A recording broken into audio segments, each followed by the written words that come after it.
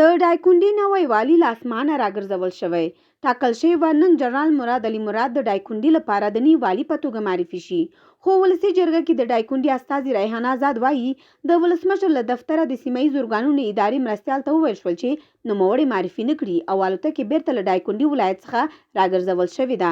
افغان چارواکي وایي مراد علي مراد د دایکندي د والي په حیث د کار له پیل مخکې چې لا الوتکه نه وه ناسته بیرته کابل ته راغوښتل شوی دی.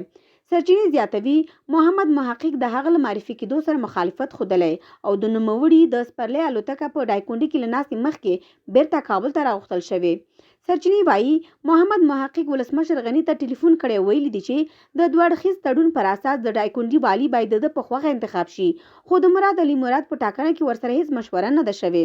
تر اوسه پورې په دې اړه نور جزئیات نه دي ورکړل شوي، خو د ټولنیزو رسنیو فعالان له دې امله په حکومت نیوکه کوي چې جنرال مراد د قومندان علیپور له ملاتړ سره والي ټاکل کیږي.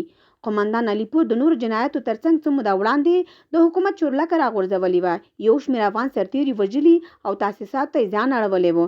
هغه مهال د زیات فعالانو له نیوکې وروسته حکومت پر قومندان علیپور عملیات ترسره کړل، خو د کورنۍ چارو وزارت خبر ورکوي چې علیپور له خپل ځایه تښتېدلی دی او پلټنې روانې دي.